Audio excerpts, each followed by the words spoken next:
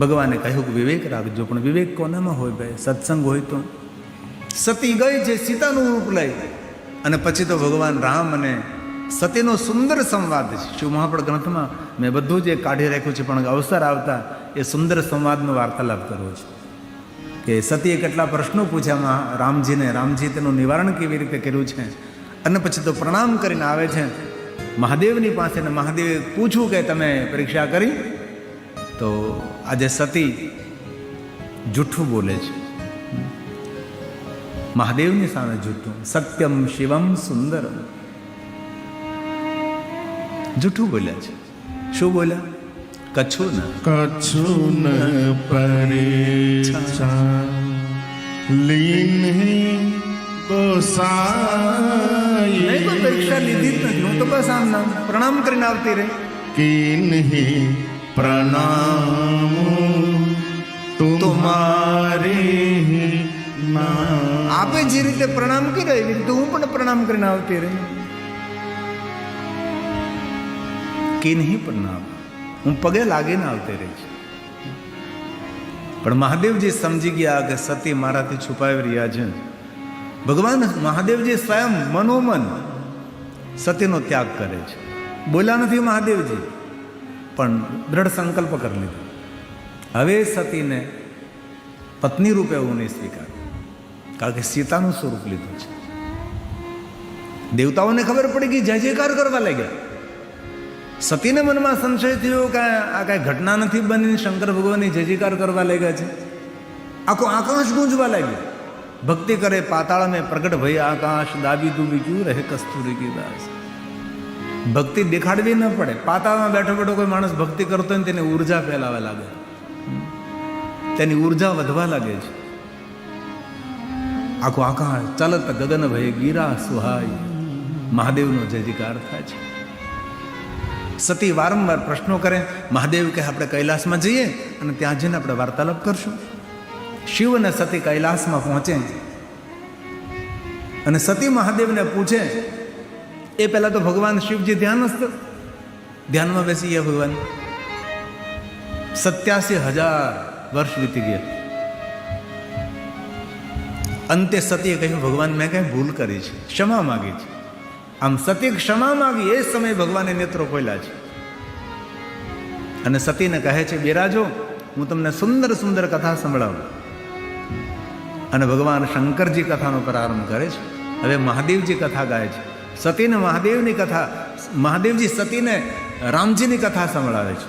અને રામચરિત માનસ તુલસી કા લગે કહન, લાગે કહન હરિ કથા રસાલા, દક્ષ પ્રદેશ ભયે કાલા.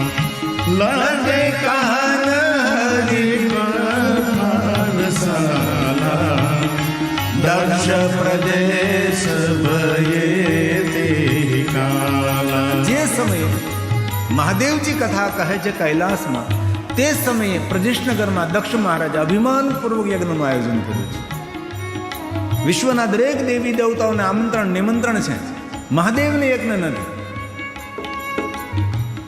આકાશ માર્ગેથી દેવતાઓ જાય છે. સતીએ કથામાં વિક્ષેપ કર્યો છે. મહાદેવે કહ્યું સતી કથામાં વિક્ષેપ ન કરાય, કથાની ધારાને તોડાય નહીં, દોષ લાગે. તમે કથા સાંભળો, નહીં મને કહો આ બધા ક્યાં જાય છે.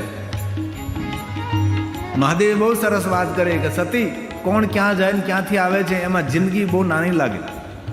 સમય જીવનનો ટૂંકો પડે આપણને, તેથી એમાં ધ્યાન ન પાય કોણ ક્યાં જાય ને કોણ આવે છે. અને ઘણા આપણા જેવા માણસો પણ એવા હોય છે, આખા ગામનું ધ્યાન રાખે, કોના ઘરે મહેમાન આવ્યો ને ક્યાંનો છે ને હું લેવા આવ્યો છે ને કોણ ક્યાં જાય છે ને કોણ ક્યાંથી આવે છે. જીવન મળ્યું છે ભાઈ, દિવ્યતાથી ભરેલું જીવન છે. આપણે જીવીએ. આપણે શા માટે કોઈની પંચાયતમાં પડવું જોઈએ? આપણે કોણ શું કરે છે, શા માટે? તેથી આવી નાની નાની વાતો જીવનમાં ઉતારીએ તો જીવનમાં આપણે મોટા થઈને પૂજાઈએ. નાની નાની વાતો જીવનમાં મોટું સ્વરૂપ આપે. વારંવાર સમજાવવાનો પ્રયાસ કર્યો, ન માને. મને કહો કાં જાય છે? શંકર ભગવાન કે તમે કહે હું તમને કહીશ તો તમને બહુ દુઃખ થશે, નહીં મને કહો કઈ બાજુ જાય છે. ત્યારે ભગવાન મહાદેવ સ્વયં કહે છે આપના પિતાને અભિમાન એવું છે, બળ અધિકાર દક્ષ જબ પાવા. અભિમાન નહીં, અભિમાનની માત્રા વધી ગઈ છે. મહાદેવ બોલ્યા સતી સાંભળો, બળ અધિકાર દક્ષ પાવા, અતિ અભિમાન હૃદય કબરા. સ્વયં મહાદેવ બળ અધિકાર દક્ષ પાવા, અતિ અભિમાન હૃદય કબરા. આપના પિતાને અભિમાન એવું છે, અભિમાન બધું વધી ગયું છે. તેથી મારું અપમાન કરવા માટે યજ્ઞ થયો છે, આપણને નિમંત્રણ નથી આપ્યું, નથી જવાનું. મહાદેવે સમજાવવાનો પ્રયાસ કર્યો તો પણ સતી જવા માટે તૈયાર થયા છે. અગણિત ગણોને ભગવાન મહાદેવે સતીની રક્ષા માટે મોકલ્યા છે. સતી પ્રજેશનગરમાં ગયા છે. એટલા ગણો છે કે પ્રજેશનગરના દ્વારથી લઈ કૈલાસના દ્વાર સુધીની લાઈન ગણોની છે, પણ સતીની રક્ષા કોઈ કરી શક્યું નથી. કારણ કે જ્યારે મૃત્યુ આવે છે, નિમિત્ત જ્યારે હોય છે ત્યારે કોઈ રક્ષા કરી શકતું નથી. ત્યારે બસ હરિનું ભજન કરો, મહાદેવને સમર્પિત થઈ જાઓ, એમાં જ આપણું કલ્યાણ અને એમાં આપણું હિત રહેલું છે. પ્રજેશનગરના દ્વારે સતી ગઈ છે. નગરના લોકો બધા જ અપમાન કરવા લાગ્યા છે. સતીને જોઈ જોઈને મોઢા ફેરવા લાગ્યા, મોઢા બગાડવા લાગ્યા છે. સતીનો પગ ભારે પડ્યો છે. સતી પ્રજેશનગરમાં ગઈ. નગરના લોકો કહેવા લાગ્યા તમને તો આમંત્રણ નથી, વગર આમંત્રણે શા માટે તમે આવ્યા છો? બાપના આંગણે કોઈ દીકરીનું અપમાન કરે, દીકરીને કેટલું દુઃખ થાય. સતીને બહુ દુઃખ થયું છે. શિવજીના શબ્દો આવ્યા, મહાદેવે ના કહી હતી તો પણ હું આ પ્રજેશનગરમાં આવી, આ તો હળાહળ મારું અપમાન થઈ રહ્યું છે. દુનિયા બડી વિચિત્ર છે, બહુ સાવધાન રહેજો, ધ્યાન રાખજો.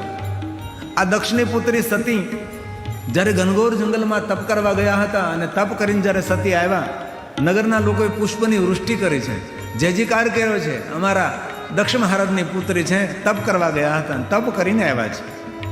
આપણું કેટલું અહોભાગ્ય છે. લોકો પુષ્પની વૃષ્ટિ કરતા હતા, લોકો જય જયકાર કરતા હતા સતીનો. અને એ જ નગરના લોકો છે, એ જ રસ્તાઓ છે, એ જ બધા માણસો છે. આજે સતીની નિંદા કરે, સતીની ટીકા કરે છે, સતીને જોઈને મોઢા ફેરવા લાગ્યા. તેથી આ દુનિયા બડી વિચિત્ર છે. અને મારા યુવાન ભાઈઓ બહેનોને મારી પ્રાર્થના છે, આ દુનિયા માની ગોદ નથી, માનો ખોળો નથી. દુનિયા બહુ નિષ્ઠુર છે, એટલું યાદ રાખજો. આ દુનિયામાં તમારા માર્ગો કોઈ ફૂલો નથી પથરાયેલા. આ દુનિયાના માર્ગો ઉપર કાંટાના કંકર જ પથરાયેલા છે. કાંટાથી ભરેલું છોડ છે, એની અંદર ગુલાબની જેમ તમારે ખીલવાનું છે અને ખીલતા ખીલતા તમારે સુગંધ ફેલાવવાની છે. એવું સુંદર જીવન નિર્માણ આપણે કરવાનું છે. તેથી સમાજ પાસેથી કોઈ અપેક્ષા નહીં રાખવી. ઘણા સમય પહેલાં અમારે એક જામનગર કથા હતી, તો એક બહુ સારા પત્રકારો, તો પત્રકારોને પૂછ્યું કે તમે સમાજ પાસેથી કે અપેક્ષા રાખો છો? મેં જો સમાજ પાસેથી કે જે અપેક્ષા રાખે તેને મોટો મૂર્ખ કહેવાય. સમાજ પાસેથી કોઈ અપેક્ષા ન રાખીએ. આપણે સમાજને શું આપી શકીએ છીએ એ આપણે વિચારવાનું છે. સમાજ આપણને શું આપે? સમાજ કંઈ આપે જ નહીં. નિંદા આપે, તિરસ્કાર આપે, શું આપે? તેથી મારા યુવાન ભાઈઓ બહેનોને ખૂબ મારી પ્રાર્થના, ઘણો લાંબો પંથ છે, ઘણો રસ્તો કાપવાનો છે, ધીરે ધીરે પહાડ ચડવાનો છે. એક એક પગથિયું, એક એક પગથિયું, એક એક પગથિયું ચડજો. 10 પગથિયાઓ ચડી, 15-20 પગથિયાઓ ચડીને થોડી વાર વિશ્રામ કરજો. જોજો દુનિયાનો નજારો કેવી છે. દુનિયા ચિત્ર વિચિત્ર. મળેલા અનુભવોને વાગોળજો, અનુભવોને વાંચો. પછી ધીમે ધીમે ધીમે એક દિવસમાં કોઈ પહાડ ચડી શકતો નથી. આ દુનિયામાં કોઈ પણ ટોપ ઉપર જે પહોંચ્યો છે, એક દિવસ મનથી પહોંચ્યો, એને ખૂબ મહેનત કરી છે. સારા મોડા દિવસો જોયા છે, સૂર્ય ઉગતો જોયો, સૂર્ય આથમતો જોયો છે, માન જોયું છે, અપમાન જોયું છે, તિરસ્કાર જોયો છે. ત્યારે એ માણસો ધીમે ધીમે ધીમે હિંમત ના હારે અને આગળ વધે, આગળ વધે, આગળ વધે. આપણે જયેશભાઈનું આ કાર્ય બહુ ઉજળું લાગે આપણને. અને ઘણા માણસો એવું બોલતા પહ્યાવાળાઓ એ કરે, પહ્યાવાળા એ કરે. પહ્યાવાળા આમને ન થવાય ભાઈ. એમને પૂછો ક્યારેક કેવી રીતે થવાય. આ બધું ભેગું ક્યારે થાય ખબર? માણસ તૂટી જાય ને ત્યારે બધું ભેગું થાય. કામ કરી કરીને તૂટી જાય માણસ, કટકા થઈ જાય, ત્યારે બધું ભેગું થાય. આમને ન થઈ શકે. અને આવું ભવ્ય કાર્ય કરવું એ હૃદયની ઉદારતા જ હોય. જેનું હૃદય મોટું હોય એ આ મોટા મોટા કામો કરી શકે છે. બાકી આંગણે સત્યનારાયણની કથાય ન કરી શકે. તે સમાજ હિત માટે આ કામ કર્યું છે. આમાંથી કોઈનું જીવન નિર્માણ થાય. આથી 10, 15, 20 વર્ષ પછી કહેવા આવે જયેશભાઈને કે આપણી જેથી કથા સાંભળે છે, જીવન બદલી નાખ્યું, જીવન પરિવર્તન થયું, જીવનમાં કંઈ નવું કર્યું છે, નવું દેખાય છે, નવી પ્રેરણાઓ મળી છે.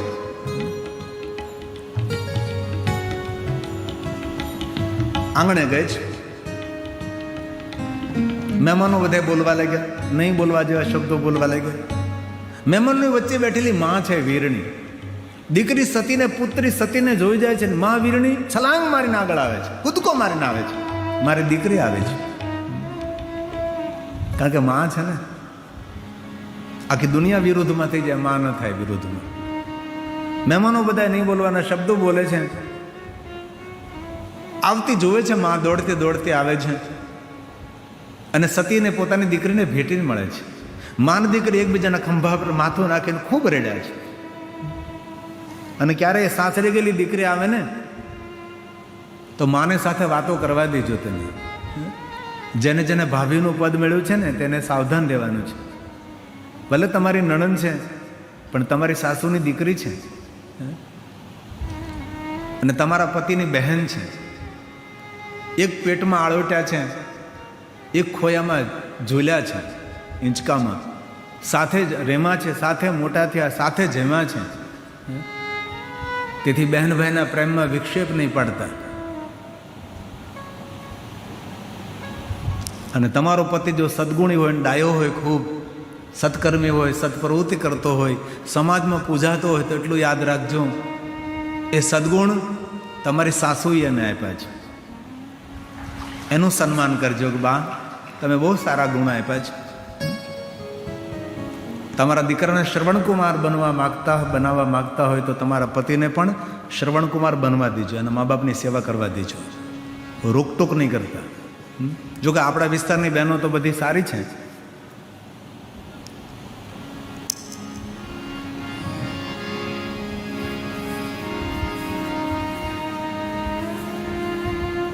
અને બીજું મારી બહેનોને, વાલી બહેનોને પ્રાર્થના, પતિને રાજા બનાવશો તો તમે રાણી બનશો અને પતિને ગુલામ બનાવશો તો તમે દાસી બની જશો. તમારે શું બનવું છે તમારે વિચારવાનું છે. માને દીકરી બહુ પ્રેમથી મળ્યા છે, સુખ દુઃખની વાતો કરી છે. મા તો મા છે ને. અને બહુ હૃદયથી કહું છું, તમારા ઘરમાં જો વિવૃદ્ધ મા હોય ને તો તમારા જેવો કોઈ ભાગ્યશાળી નથી. ઘરમાં મા જીવે છે. તેના ખોળામાં માથું નાખીને રડવાનું એ ઠેકાણું છે આપણું મા. અને ઘરમાં વિવૃદ્ધ મા હોય તો ખૂબ સેવા કરજો. ભલે નોકરી થોડીક ઓછી થાય, કામ થોડું ઓછું થાય, થોડું બહાર ઓછું જવાય, પણ વયોવૃદ્ધ માને સમય આપજો, એના ચરણ દબાવજો, તેમની સેવા કરજો, તેને રાજી રાખજો. આપણને જન્મ આપ્યો છે. આપણે જ્યારે નાના હતા ને, જે માએ આપણી સેવા કરે છે ને એમાંથી એક ટકો સેવા માની આપણે નહીં કરી શકીએ. એ માં છે. તેથી ભાઈઓને જ નહીં, બહેનોને પણ મારી પ્રાર્થના છે, ઘરમાં વયોવૃદ્ધ મા હોય, વયોવૃદ્ધ સાસુ હોય, તેને ખૂબ સાચવજો, તેમના ખૂબ આશીર્વાદ લેજો. ભલે લાલાની પૂજા મોડી થાય, રામની પૂજા મોડી થાય, શિવની પૂજા ભલે મોડી થાય, એમાં ભલે પૂજાપાઠમાં મોડું થાય, પણ ઘરમાં વયોવૃદ્ધ દાદા દાદી હોય તેને ખૂબ સાચવજો. એમના આશીર્વાદ જો મળી ગયા ને તમે તો બેડો પાર થઈ જશે. જીવનમાં કોઈ વસ્તુની કમી નહીં રહે.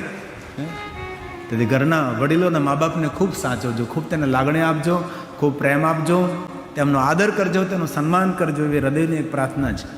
અને મા તો મા છે ને ભાઈ. આ હિન્દી ગીતની છેલ્લી પંક્તિ છે ને એમાં પ્રાણ છે. અંતિમ પંક્તિ પૂરું આખું નહીં ગાય, આપણે સમય નથી એટલે છેલ્લી પંક્તિ છે ને એમાં બહુ સુંદર વાત છે. माँ बच्चों की जागती है. સુંદર પંક્તિ છે. माँ बच्चों की जागती है. वो होते हैं किस्मत वाले जिनके माँ होती है. वो होते हैं किस्मत वाले जिन जिनके माँ होती અને આ કથા એક ગુલાબબાના પુણ્યનું ફળ છે. જયેશભાઈના માતુશ્રી છે, એમના પુણ્યનું ફળ છે. તેથી માને ખૂબ સાચવજો એ હૃદયની પ્રાર્થના છે મારી. તેમનું કામ પહેલા કરજો, બાકીના કામ બીજા કરજો. એકવાર માં આંખ બંધ કરીને દુનિયા છોડીને જતી રહી ને, હિમાલય પહાડ ખોળીને આવશો ને તો ફરીવાર એ માં તમને નહીં મળે, જેના પેટમાં આપણે 9 મહિના રહ્યા છે, જે માતાનું દૂધ પીધું છે, જે માએ આપણને ગોદમાં સુવડાવ્યા છે, જે માએ ચાલતા શીખવાડ્યા, બોલતા શીખવાડ્યું, વ્યવહાર શીખવાડ્યો છે.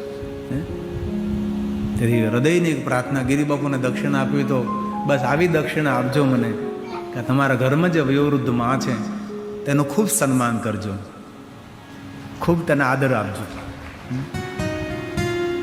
અંબાજી જઈને તમે દર્શન કરો ને માં અંબાના, એના કરતાં કરોડો ગણું પુણ્ય મેળવું હોય ને તો ઘરની અંદર વયોવૃદ્ધ માં હોય ને એની ખૂબ સેવા કરજો. માં અંબા ત્યાંથી અમૃતનો વરસાદ વરસાવશે. બેટા, સાચી અંબા તો તારા ઘરમાં બિરાજે. તારી માને દીકરી બહુ પ્રેમથી મળ્યા છે. અને મા વીરણી કહે છે, બેટા સતી જા યજ્ઞનારાયણના દર્શન કર, દર્શન કરીને પાછી આવ. આપણે બેઠા બેઠા સુખ દુઃખની વાતો કરીએ મા દીકરી, પણ મા વીરણીને ખબર છે કે આ સતીની છેલ્લી મુલાકાત છે, ફરીવાર સતી નથી મળવાની. માને ક્યાં ખબર છે કે સતી તો હવે દેહ ત્યાગ કરવાની છે. તેથી જીવનમાં પણ ખૂબ યાદ રાખજો, જે જીવનમાં મળે તેની સાથે મધુર અને સારો વ્યવહાર કરજો. એ માણસ પરિવાર મળે ન મળે આપણને શું ખબર છે? જીવનનો કોઈ ભરોસો નથી, જીવનનું પરમ સત્યના રહસ્ય છે.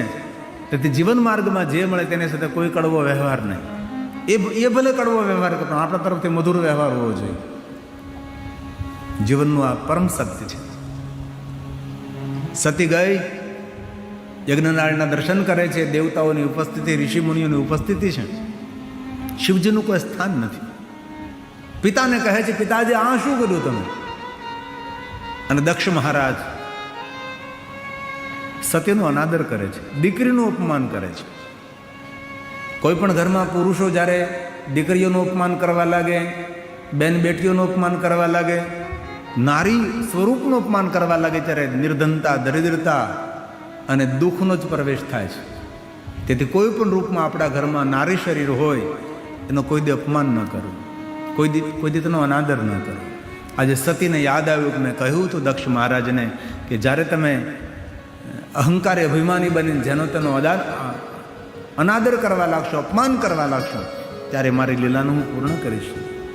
સતી આજ ચંદ્રમૌલી બૃહસ્પતિનું ધ્યાન કરે છે, ભગવાન શિવને યાદ કરતાં કરતાં યોગાગ્નિને પ્રગટ કરે છે અને શરીરને શાંત કરે છે. શરીરને શાંત કરતે સમયે સતી મરત હરિસનવરુ માગા જન્મ જન્મ શિવપદ અનુરાગા. છેલ્લા શ્વાસે સતી ભગવાન શ્રી હરિને યાદ કરે છે કે હરિ, જન્મો જન્મ સુધી મને ભગવાન શિવનું સાનિધ્ય મળે. મહાદેવને યાદ કરતી અને ભગવાન વિષ્ણુજીને પ્રાર્થના કરતી સતી પોતાના શરીરને શાંત કરે છે. ભગવાન મહાદેવને કૈલાસમાં ખબર પડે છે, જટામાંથી વીરભદ્રને કાલીને પ્રગટ કરે છે. વીરભદ્રને શંકરજી આજ્ઞા આપે, જાઓ દક્ષને દંડ કરો, તેનો અભિમાન મિથ્યા કરો. આકાશ માર્ગે મોટા લશ્કર સાથે વીરભદ્ર આવી રહ્યા છે. અહીં ભૃગુ ઋષિ દક્ષ મહારાજને કહે છે, દક્ષ મહારાજ બહુ ખોટું કરી રહ્યા છો તમે. યજ્ઞનું ફળ આપનારા મહાદેવ છે, જજમાનનું કલ્યાણ કરનારા મહાદેવ છે, સૌનું સુખ અને શાંતિ આપનારા શિવ છે, અને તમે ભગવાન શિવનો અનાદર કરી રહ્યા છો. હવે તમારી કોઈ રક્ષા નહીં કરી શકે. આકાશ માર્ગે આકાશવાણી થવા લાગી. સૌ સાંભળતા સાંભળતા પોતાના સ્થાનને છોડી છોડીને પોતાના લોકમાં જવા લાગ્યા છે. કોઈ મહેમાન ઉપસ્થિત નહીં, બધા જ ભાગી ગયા, બધા ભાગી ગયા. જે આમંત્રણને માન આપીને આવેલા હતા સૌ જતા રહ્યા. એક જ મહાપુરુષો ગૌર્યો ભૃગુ ઋષિ, જે દક્ષ મહારાજના ગુરુ છે. તેથી દુનિયામાં બધા લોકો સાથ છોડી દે, પણ આપણા જે સદગુરુ હોય ને એ રોજ માટે આપણી સાથે હોય છે. તેની ચેતના, તેનું તપ, તેનું જપ, એમની પ્રાર્થના આપણી સાથે હોય છે. તેથી એક ભૃગુ ઋષિ ઉભા રહ્યા છે, સૌ ભાગી ગયા છે. વીરભદ્ર આવે છે, યુદ્ધને રોકવા માટે પ્રયાસ કર્યો, પણ યુદ્ધ ન રોકાણું અને યુદ્ધના પરિણામ સ્વરૂપે દક્ષનું ધડથી મસ્તક અલગ થાય, યજ્ઞ કુંડમાં બળીને ભસ્મ થાય છે. ભૃગુને બહુ દુઃખ થયું. એક બાજુ જોયું તો સતીનું શબ પડ્યું છે, બીજી બાજુ સતી અને એક બાજુ દક્ષ મહારાજનું ધડ અને મસ્તક યજ્ઞકુંડમાં વળે છે. ભૃગુ ઋષિ આ દ્રશ્ય જોવાનું નહીં. દક્ષ મારો શિષ્ય છે, મેં એનું અન્ન ખાધું છે, એને મારું સાનિધ્ય સ્વીકાર્યું છે, એનું કલ્યાણ કેવી રીતે થાય? તેથી ભૃગુ ઋષિએ ભગવાન શિવને પ્રાર્થના કરી છે. અને મહાદેવ ત્યાં ઉપસ્થિત થાય છે અને મહાદેવ સ્વયં કહે છે, ભૃગુ આપ કહો મને, મારા દક્ષને જીવિત કરો. કેવી રીતે જીવિત કરો? મસ્તક તો અગ્નિકુંડમાં બળીને ભસ્મ થયું છે. ભગવાન, હું જાણું છું ભ્રુકુટી માત્રથી જગતનું સર્જન કરી શકો છો, દક્ષને જીવિત કરો ભગવાન. એ સમયે ભગવાન મહાદેવ કહે, ભૃગુ મસ્તક લઈ આવો. ભૃગુ ઋષિ જાય છે, પશુનું મસ્તક લાવે છે, મહાદેવના હાથમાં આપે. સજીવન મંત્રનો પ્રયોગ કરી દક્ષ મહારાજને પશુ મસ્તક વડે જીવિત કરે છે, બકરાનું મસ્તક. દક્ષ મહારાજ ભગવાન શિવની સ્તુતિ કરે છે, ભગવાન મને ક્ષમા કરો, અભિમાન અહંકારમાં મને ખબર નહીં રહી, મેં તમારો અનાદર કર્યો ભગવાન. અને બહુ સુંદર પ્રાર્થના છે. દક્ષ મહારાજ પશુ મસ્તક વડે શિવની સુંદર સ્તુતિ કરે છે. એક પંક્તિ બોલું છું. નમામિ દેવં વરદં વરેણ્યં નમામિ દેવં ચ સદા સનાતનં નમામિ દેવાધિમવીશ્વરં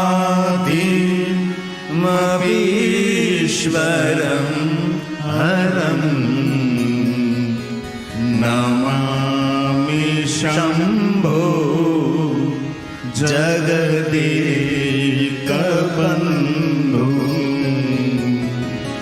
નમામિ વિશ્વેશ્વર વિશ્વરૂપં સનાતનં બ્રહ્મ નિજાત્મરૂપં.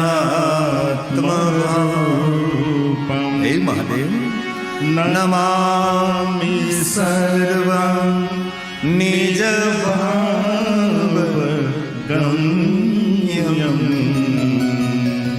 વરં વરેણ્યં વરદં નતોસ્મિ વરં વરેણ્યં વરદં નતોસ્મિ. ભગવાન મહાદેવ કહે, દક્ષ મહારાજ દ્રઢ પ્રતિજ્ઞા લેજો, કોઈ સાથે એવો વ્યવહાર નહીં કરતા કે આ તમારા વ્યવહારથી કોઈને દુઃખ થાય. જેવો વ્યવહાર તમે બીજા સાથે કરશો એવો વ્યવહાર તમારા માટે ફલિત થશે. ભગવાન શંકરજી દક્ષ મહારાજ સાથે સુંદર સંવાદ કર્યો છે. તેથી આ વાતને સૌએ યાદ રાખવાની છે, ગાંઠ બાંધી લેવાની છે આ વાતની. ધ્યાન દીજીએ,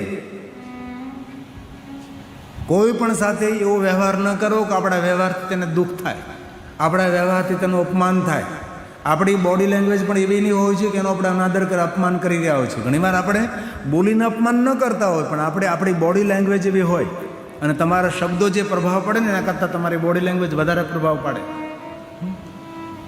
તમે કોઈને આવકાર આપો તો આપતા હોય, પણ તમારા મોઢામાં તમારો ભાવ છે ને એ અંદરની જે ઉર્જા છે ને એ છલકાવતો હોય છે. તેથી આપણે સૌએ આ નાનકડા નિયમો લેવાના છે. કોઈનો અનાદર નહીં, બધા કોઈનું સન્માન ન કરી શકે, કોઈનો અનાદર નહીં, કોઈનું અપમાન નહીં, કોઈ સાથે એવો વ્યવહાર નહીં કરવાનો કે આપણા વ્યવહારથી તેને દુઃખ થાય. આવું બધું આપણે શીખવાનું છે. જો કે તમે તો સૌ ભણેલા ગણેલા ડાયા માણસો છો, પણ તો પણ હું કહું, જીવન એટલું સુંદર કંડારજો, સુંદર જીવનની એવી સુંદર ડિઝાઇન કરજો, એ આપણા જીવનની સુંદર ડિઝાઇન કોઈને આકર્ષે, આપણું જીવન કોઈના માટે પ્રેરણા બને કે જીવન તો આને કહેવાય. અંતે ભગવાન મહાદેવજી સત્યના શબ્દને ઉઠાવે છે, હાથમાં લઈને યાત્રા કરવા લાગે છે. જટા છૂટી ગઈ, હાથમાં શબ્દ, આંખમાંથી આંસુ પડે છે, કડી કંધા પર નાખે, ગવી હાથમાં રાખે અને કોઈ જગ્યાએ વિશ્રામ કરે, બેસે તો સતીનું શબ પોતાની ગોદમાં, એક બાજુ પગ હોય, એક બાજુ મસ્તક હોય. તમે કલ્પના તો કરો. કારણ કે મહાદેવજી સતીને પ્રેમ પણ કરતા હતા અને સતીનો આદર પણ કરતા હતા. જ્યાં આદર ન હોય ત્યાં પ્રેમનું આયુષ્ય ન હોય. તેથી પ્રેમ સાથે આદર હોવો બહુ જરૂરી છે. અને આદર ત્યાં જ થાય જ્યાં પ્રેમ છે. જેના પર આપણને લાગણી કે પ્રેમ ન હોય તેના પ્રત્યે કોઈ આદર નથી. મહાદેવજી સતીનો આદર પણ એટલો જ કરતા હતા અને સતીને પ્રેમ પણ અનહદ કરતા. આવો કોઈ પતિ દુનિયામાં ન મળે. શિવજી દરેક ક્ષેત્રમાં પરિપૂર્ણ છે. તપસ્વીમાં પરિપૂર્ણ, યોગીમાં પરિપૂર્ણ, ઉદારતામાં પરિપૂર્ણ, જ્ઞાન વિદ્યા વૈરાગ્ય ત્યાગમાં ભગવાન પરિપૂર્ણ છે. પિતામાં પરિપૂર્ણ છે. કાર્તિકનો પિતા છે, ગણેશનો પિતા છે, પિતા હોવામાં પરિપૂર્ણ છે. આજે દેખાય છે પતિ હોવામાં પણ પરિપૂર્ણ મહાદેવ છે. પતિ હોવામાં પરિપૂર્ણ છે. કોઈ પતિ આવો પ્રેમ કરે પોતાની પત્નીને? શમશાન સુધી વળાવાય નથી જતા, અગ્નિ સંસ્કાર આપવા નથી જતા. આ બાજુ ખબર નહીં કેવો રિવાજ હોય, રામ જાણે. અમારી બાજુ તો એવો રિવાજ છે કે પતિ જો પત્નીને શમશાન સુધી વળાવવા જાય ને તો એ પતિ બીજા વિવાહ ન કરી શકે. તેથી અડધી જ તેને પાછો વાળી દેવામાં. વડીલો એમ કે ભાઈ તું પાછો વળી જાય, એટલે ઝાપેથી પાછો વળે પતિ. 70 વર્ષે પત્ની મરી ગઈ હોય તો 70 વર્ષે પાછો વળે. હજી આ થાક્યો નહીં હોય માળોવાળો. આપણું આ દાંપત્ય જીવન બધું આપણું કથળેલું બગડેલું. મારો મહાદેવ સતીના શબને લઈને યાત્રા કરે છે. આંખમાંથી આંસુ પડે છે. તામિલી ગ્રંથોમાં લખ્યું છે કે મહાદેવની આંખના આંસુ જ્યાં જ્યાં પડ્યા છે ને ત્યાં ત્યાં વૃક્ષો પ્રગટ થયા છે અને વૃક્ષોને ફળ આવ્યા છે અને ફળના જે બીજ નીકળ્યા છે તેને આપણે રુદ્રાક્ષ કહીએ છીએ. મહાદેવના પ્રેમનું પ્રતીક છે, મહાદેવની કરુણાનું પ્રતીક છે રુદ્રાક્ષ. રમ રુદ્ર રોગ નાશાય ધન્વંતરી રુદ્ર. આરોગ્ય આપનાર છે, પ્રસન્નતા આપનાર છે, દુઃખને દૂર કરનારું એ રુદ્રાક્ષ છે. તેથી રુદ્રાક્ષ પહેરજો. અને રુદ્રાક્ષ પહેર્યા પછી નહીં પીવાનું નહીં પીતા, નહીં ખાવાનું નહીં ખાતા તેવી પ્રાર્થના છે. આટલા બધા જ માણસોએ આપણે શુદ્ધ શાકાહારી રહેવાનું છે. જોકે તમે તો શુદ્ધ શાકાહારી જ છો, પણ કોઈ આમાં બગડેલો હડેલો હોય હવે સુધરી જાય તેવી પ્રાર્થના છે. બાકી ખાશો જમના માર પેટ ભરીને ગાવું નથી આપણે કનુભાઈ અત્યારે. ભગવાન છોડશે નહીં. શિવ મહાપણમાં કહ્યું જે અભક્ષનું ભક્ષણ કરે છે એને કોઈ પણ પ્રકારના પૂજા અર્ચન યજ્ઞના ફળ નથી મળતા. તેને દેવદર્શન ને તીર્થયાત્રાનું ફળ નથી મળતું. તેથી આપણો આહાર શુદ્ધ કરજો. અને કાલે પણ કહ્યું તો ફરીવાર પહેલે દિવસે એક વાર કહું છું, આપણે બધાએ ભેગા મળીને એક વ્યક્તિને આપણે શુદ્ધ શાકાહારી બનાવવાનું છે. આપણે બહુ મોટું કામ કરવાનું છે બધાએ ભેગા મળીને. શુદ્ધ શાકાહારી તો બનાવવાનો છે અને ભગવાનનો ભક્ત પણ બનાવવાનો છે તેને આપણે. અને આપણે 1 વર્ષ પછી બીજી કથામાં બધા એકને લઈને આવવાનું. જો બાપુ મેં આને શાકાહારી બનાવ્યો, મેં આને બનાવ્યો, આને દીક્ષિત કર્યો, આને દીક્ષિત કર્યો. છોટા છોટા ઝરણાઓ વળે અને મોટી વિરાટ નદી બને ને એ નદી સમંદર સાથે વળે. હે ને આપણે ઘણું બધું કરી શકીએ છીએ આપણે બધા ભેગા થઈને. અંતે ભગવાન વિષ્ણુજી ચક્રને આજ્ઞા કરે. સતીના અંગ જ્યાં જ્યાં પડે છે ત્યાં ત્યાં શક્તિપીઠોનું પ્રાગટ્ય થયું, દીવા થયા છે. મહાદેવ ધ્યાનસ્થ. વચ્ચેના સમયમાં તારકાસુર નામનો એક અસુર થાય છે. બ્રહ્માજી પાસેથી વરદાન મેળવે છે કે શિવના પુત્ર દ્વારા મારું મૃત્યુ થાય. મૃત્યુનું કારણ મળ્યું છે, તેથી દેવતાઓને દુઃખ આપવા લાગ્યો છે. અને આ સતીનો બીજો જન્મ તેહી કારણ હિમગીરી ગુરુ જાય જન્મે પાર્વતી તનુ પાય. સતીનો બીજો જન્મ હિમાલય નગાધીરાજ હિમાલયને ત્યાં થયો, માં મેનાવતીને ત્યાં થયો છે. તેહી કારણ કેવું? કારણ એક કે જ્યારે સતી તપ કરવા આવ્યા હતા હિમાલય પહાડમાં, ત્યારે માતા મેનાવતીએ સતીની બહુ સેવા કરી હતી. જ્યારે દક્ષપુત્રી મહાદેવને મળવા માટે તપ કરતી હતી ત્યારે મા મેનાવતી પરિક્રમા કરતી, સેવા કરતી, આદર કરતી, પ્રણામ કરતી, પગે લાગતી, ફળ આપતી. તેથી સતી તપ પૂર્ણ કરીને જતા હતા અને માર્ગમાં મા મેના ઊભી હતી અને આંખમાં આંસુ જોયા. માં હું જાઉં છું. મેના રડી પડે છે. કેટલા સમયથી સતી તમે હિમાલય પહાડમાં તપ કરતા હતા. આપના તપના પ્રભાવથી હિમાલય પહાડની ઉર્જામાં વૃદ્ધિ થઈ. કેટલી દિવ્યતા, આપના તપની સુગંધ આવતી હતી, આપના તપની મહેક આવતી હતી. હવે આપ આ હિમાલય પહાડ છોડીને જતા રહેશો, અમારું હિમાલય પહાડ સુનસાન અને કંદરાવું સૂની સૂની દેખાશે. માં રડી પડે છે. ત્યારે માં સતી કહે છે, માં મેનાવતી, જ્યારથી હું આવીને ત્યારથી માં તે મારી બહુ સેવા કરી છે, આટલી મારી સાળ સંભાળ રાખી છે. તું મને રોજ પરિક્રમા કરતી, મને પ્રણામ કરી, મારું તપ જોઈને તું કેટલી રાજી થતી હતી. માં તારો મને બહુ જ પ્રેમ મળ્યો છે.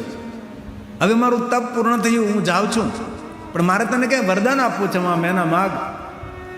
મેના કહે છે, એ દક્ષપુત્રી સતી, હું તમારી પાસે શું માગું? માં તારી ભૂલ થાય છે. તું શું બોલી? દક્ષ મહારાજની પુત્રી સતી, માં મેં કોઈ દિવસ કોઈને મારી ઓળખાણ નથી આપી, પહેલી વાર તમને ઓળખાણ આપું છું, કારણ કે આપે મારી સેવા કરી છે. માં, દક્ષ મહારાજની હું કોઈ પુત્રી સતી નથી, હું જગત જનેતા છું, જગત માતા છું, હું ભવાની છું. તેથી આ દક્ષની પુત્રી સતી તમને વરદાન માંગવાનું નથી કહેતી, સાક્ષાત વિશ્વેશ્વરી શિવાની ભવાની કહે છે, માં તું માગ. ત્યારે માં મેનાએ માગ્યું હતું, હે માં ભવાની, મને પુત્રી જોઈએ, પણ માં મને તારા જેવી પુત્રી જોઈએ છે, જેવી દક્ષ મહારાજની પુત્રી સતી છે એવી જ પુત્રી મને જોઈએ છે. ત્યારે ભવાની કહે છે, ચતુર બાપની બેટી છે, પ્રશ્નો કરનારી છે, તેથી માં ફરીવાર તો આ અવતાર નહીં મળે, પણ માં હું તને વચન આપું છું, હવે મારો બીજો જન્મ થશે અને જ્યારે હું બીજી વાર પ્રગટ થઈશ ત્યારે માં તારા આંગણે હું તારી દીકરી બનીને આવીશ ને નામ મારું પાર્વતી રહેશે.